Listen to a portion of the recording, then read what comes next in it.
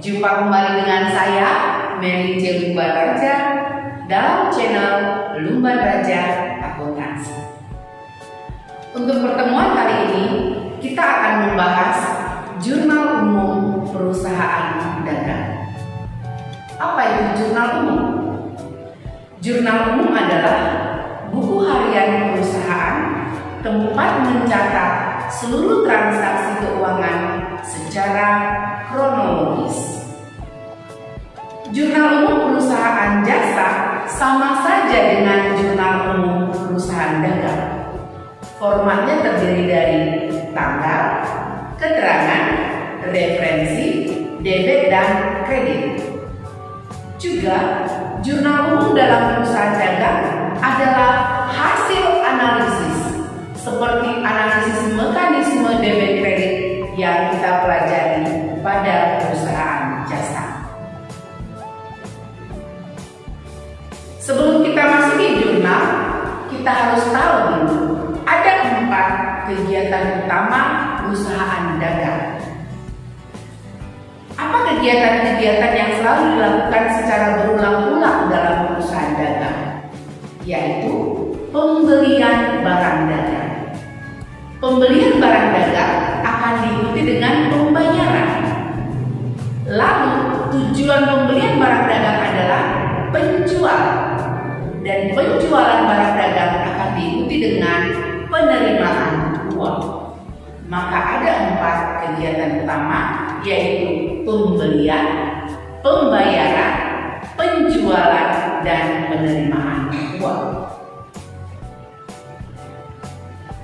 Selanjutnya, kita harus mengenal lebih dahulu akun-akun khusus yang dikenal dalam perusahaan dagang. Yang pertama, ada akun pembelian atau sering disebut purchases. Akun pembelian digunakan untuk mencatat pembelian barang dagang. Jadi setiap dilakukan pembelian barang dagang harus dicatat pada akun pembelian. Yang kedua adalah akun return pembelian dan pengurangan harga, purchases return and allowance. Akun ini digunakan untuk mencatat apabila ada barang dagang yang dikembalikan dengan menerbitkan nota debit. Jadi setiap kita menerbitkan nota debit atau setiap kita mengembalikan barang yang kita beli harus dicatat pada akun retur pembelian dan pengurangan harga. Yang ketiga, akun potongan pembelian, purchases discount, adalah akun untuk mencatat setiap potongan harga yang didapatkan pembeli. Potongan harga yang didapatkan pembeli bagi pembeli seperti penambah pendapatan. Jadi, biasanya kalau membeli secara tunai atau membayar dalam masa potongan pembayaran akan dicatat dalam akun potongan pembelian. Selanjutnya adalah akun beban angkut pembelian. Namanya saja sudah beban, termasuk juga kelompok beban. Jadi setiap membeli barang dagang dan muncul beban angkut akan dicatat dalam akun beban angkut pembelian. Akun selanjutnya adalah penjualan. Ingat, pembelian barang tujuannya adalah untuk dijual. Maka selesai seluruh pembelian, maka seorang pedagang setelah membeli akan melakukan penjualan. Akun penjualan atau sales digunakan untuk mencatat setiap transaksi penjualan barang dagang, baik tunai maupun kredit. Akun khusus selanjutnya adalah retur penjualan dan pengurangan harga, sales return and allowance. Jika kita membeli bisa mengembalikan barang, maka kalau kita menjual pun kita harus bersedia menerima kembali barang yang kita jual, dibuktikan dengan nota kredit. Maka setiap kita menerima kembali barang yang kita jual atau setiap kita menerbitkan nota kredit akan dicatat pada akun retur penjualan dan pengurangan harga. Akun khusus selanjutnya adalah potongan penjualan, sales discount. Potongan penjualan akan mengurangi uang yang kita terima dari pembayaran yang seharusnya. Jadi termasuk mengurangi pendapatan. Selanjutnya kita akan lihat mekanisme debit kredit dari masing-masing akun yang ada pada perusahaan dagang. Mekanisme debit kredit akun-akun dalam perusahaan dagang sebagai berikut. Pembelian bertambah di debit, berkurang di kredit, saldo normal debit. Karena pembelian termasuk kelompok akun beban. Akun retur pembelian dan pengurangan harga bertambah di kredit, berkurang di debit, saldo normal kredit. Karena retur pembelian bersifat mengurangi pembelian. Selanjutnya, potongan pembelian bertambah di kredit, berkurang di debit, saldo normal kredit. Karena potongan pembelian bagi pembeli seperti penambah pendapatan. Beban angkut pembelian bertambah di debit, berkurang di kredit, saldo normal debit. Akun penjualan bertambah di kredit, berkurang di debit, saldo normal kredit, termasuk ke dalam kelompok akun pendapatan. Retur penjualan dan pengurangan harga bertambah di debit, berkurang di kredit, saldo normal debit, karena termasuk pengurang pendapatan. Akun potongan penjualan bertambah di debit, berkurang di kredit, saldo normal debit, karena termasuk juga pengurang penjualan ataupun pendapatan. Sekarang kita akan praktekkan pencatatan transaksi-transaksi keuangan. Kita ikuti dengan analisis mekanisme debit kredit, lalu kita tempatkan akun apa yang di debit, akun apa yang di kredit, dan langsung kita catat dalam jurnal sebagai berikut. Kita lihat transaksi-transaksi berikut, lalu kita lihat pengaruhnya terhadap akun-akun, lalu kita letakkan akun di debit dan akun di kredit. Transaksi ini belum diberikan nama perusahaan, tetapi semuanya terjadi pada bulan Januari. Transaksi yang pertama, 2 Januari dibeli barang dagang dari toko A 5 juta rupiah. Kita lihat akun yang dipengaruhinya. Dibeli barang dagang, setiap dibeli barang dagang dicatat dalam akun pembelian, maka pengaruhnya pembelian bertambah, lalu kas berkurang. Maka akun yang di debit adalah pembelian dan akun yang di kredit adalah kas. Berikut kita letakkan dalam jurnal. Pembelian di debit 5 juta, kas di kredit 5 juta. Kita lanjutkan transaksi kedua. Dibeli barang dagang dari toko B 10 juta rupiah, syarat 2/10 N/30. Sebelum kita lanjutkan analisis, ada yang mau saya ingatkan. Kita harus bisa membedakan transaksi secara tunai dengan transaksi secara kredit. Kalau transaksi secara tunai, syaratnya yang pertama dikatakan tunai, yang kedua tanpa penjelasan. Sedangkan kalau transaksi kredit, yang pertama langsung dikatakan kredit, yang kedua ada nomor faktur, dan yang ketiga ada syarat. Jadi kalau ada transaksi, ada syarat dan atau ada nomor faktur, sudah dipastikan secara kredit. Kita lanjutkan. Tanggal 3 Januari dibeli barang dagang dari toko B 10 juta rupiah, syarat 2/10 N/30, berarti secara kredit. Yang dibeli barang dagang berarti dicatat dalam akun pembelian. Maka analisisnya adalah pembelian bertambah. Karena secara kredit utang dagang juga bertambah, maka akun yang didebit adalah pembelian dan akun yang dikredit adalah utang dagang sebagai berikut. Maka pembelian didebit 10 juta, utang dagang dikredit 10 juta. Kita lanjutkan transaksi yang ketiga. 4 Januari dikembalikan barang dagang kepada toko B 1 juta rupiah dengan menerbitkan nota debit. Kita ingat tadi, setiap kita menerbitkan nota debit, catat pada akun return pembelian dan pengurangan harga. Berarti dari yang tidak ada return menjadi ada return. Ingat tadi kita beli secara kredit, muncul utang. Saat kita kembalikan, utang menjadi berkurang. Maka pengaruhnya adalah utang dagang berkurang, return pembelian dan pengurangan harga bertambah.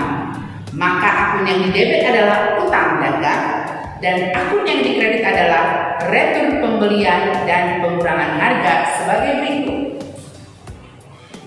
Utang dagang berkurang di debit 1 juta, return pembelian dan pengurangan harga bertambah di kredit 1 juta.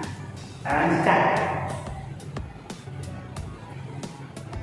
5 Januari dibeli barang dagang dari toko C 6 juta dengan potongan tunai 3%. Tadi sudah disebutkan potongan tunai akan dicatat dalam potongan pembelian. Ingat, potongan pembelian bagi pembeli seperti penambah pendapatan dan mekanisme debit kreditnya sama dengan pendapatan. Maka karena yang dibeli barang dagang, pembelian bertambah. Dari yang tidak ada potongan pembelian menjadi ada. Dan karena secara tunai mengurangi kas, maka akun yang bertambah adalah pembelian dan potongan pembelian, dan akun yang berkurang adalah kas. Maka akun yang debit adalah pembelian, sedangkan akun yang dikredit adalah potongan pembelian dengan kas. Maka kita perhatikan pada tanggal 5, pembelian bertambah di debit 6 juta, tetapi kita dapatkan potongan pembelian bertambah di kredit dia, yaitu 3% dari 6 juta 180.000, maka kas yang kita bayarkan tinggal 5 juta 820.000 rupiah. Jadi potongan pembelian yang kita dapatkan mengurangi kas yang kita bayarkan. Maka saya katakan potongan pembelian bagi pembeli seperti penambah pendapatan. Kita lanjutkan transaksi tanggal 6. Dibayar utang dagang kepada toko B atas transaksi tanggal 3 Januari.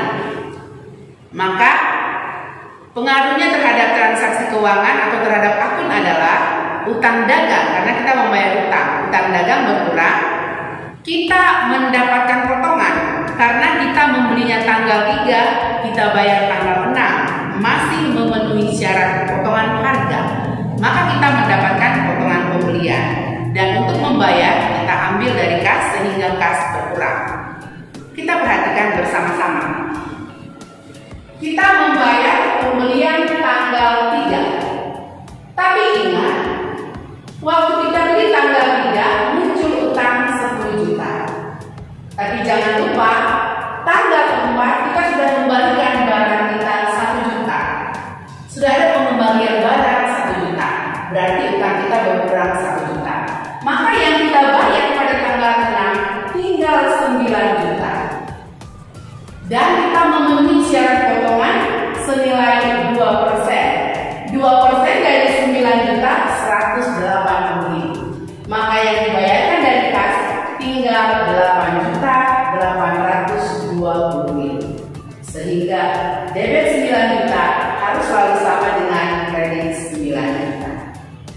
Kita lanjutkan.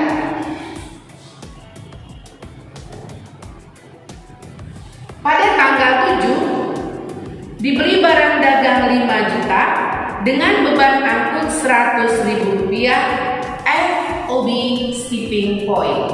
Berarti yang menanggung beban angkut adalah pembeli. Maka pengaruhnya adalah pembelian bertambah, beban angkut pembelian bertambah, kasnya berkurang. Untuk membayar pembelian dan beban angkut semua diambil dari kas. Sehingga jurnalnya adalah sebagai berikut. Pembelian di debit 5 juta, beban angkut pembelian di debit 100.000 dan keluar uang dari kas 5.100.000 rupiah. Kita lanjutkan transaksi tanggal 8. Dijual barang dagang kepada UD Senang 4 juta rupiah. Tidak ada penjelasan, berarti tunai. Pengaruhnya adalah kasnya bertambah, penjualan juga bertambah. Maka akun yang didebit adalah kas, akun yang dikredit adalah penjualan sebagai berikut. Kas bertambah di debit 4 juta, penjualan bertambah di kredit 4 juta. Transaksi tanggal 9. Dijual barang dagang kepada UD Bahagia 7 juta rupiah, syarat 3/10 N/30. Karena yang dijual barang dagang, maka selalu dicatat pada akun penjualan. Dan karena ada syarat, berarti menambah piutang dagang. Jadi piutang dagangnya bertambah, penjualannya juga bertambah. Akun yang didebit piutang dagang, akun yang dikredit penjualan sebagai berikut. Piutang dagang didebit bertambah 7 juta, penjualan bertambah dikredit 7 juta rupiah. Kita lanjutkan. Tanggal 10 Januari. Diterima kembali barang dagang dari UD Bahagia 1 juta dengan menerbitkan nota kredit. Dengan menerbitkan nota kredit muncul akun retur penjualan dan pengurangan harga. Maka akun yang dipengaruhi adalah retur penjualan dan pengurangan harga bertambah, piutang dagang berkurang. Maka akun yang didebit adalah retur penjualan dan pengurangan harga, dan akun yang dikredit adalah piutang dagang sebagai berikut. Retur penjualan dan pengurangan harga bertambah di debit 1 juta, piutang dagang berkurang di kredit 1 juta rupiah. Kita lanjutkan tanggal 11. Dijual barang dagang kepada UD Happy 4 juta rupiah, potongan tunai 2%. Kelompok akun yang dipengaruhi adalah kas bertambah, potongan penjualan bertambah, penjualan juga bertambah. Maka akun yang didebit adalah kas dan potongan penjualan, dan akun yang dikredit adalah penjualan. Kas yang diterima menjadi 3.920.000 karena kita memberikan potongan penjualan 80.000, yaitu 2% dari 4 juta.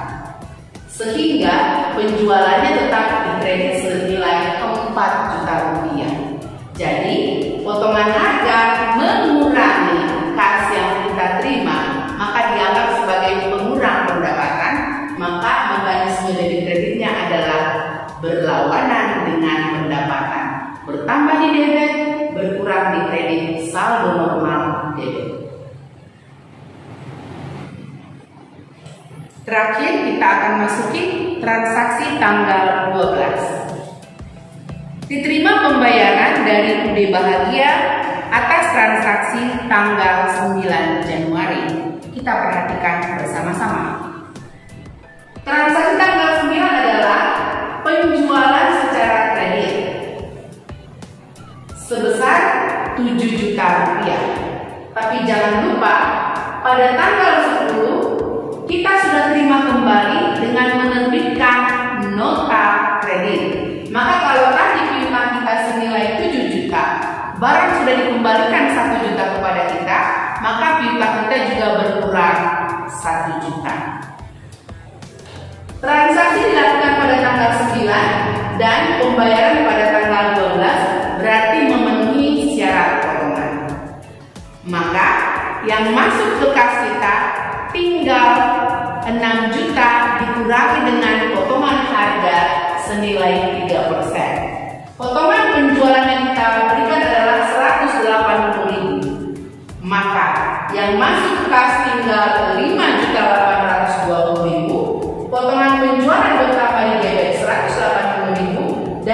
dagang kita berkurang di kredit sebesar 6 juta rupiah. Beginilah mencatat transaksi-transaksi keuangan dalam perusahaan dagang. Semoga pembelajaran jurnal umum perusahaan dagang ini bisa dimengerti dan mudah untuk dilaksanakan. Baiklah, demikianlah pembelajaran kita kali ini.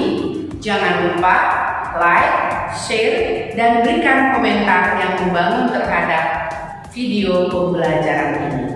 Dan bagi Anda yang belum subscribe, silahkan di subscribe ya.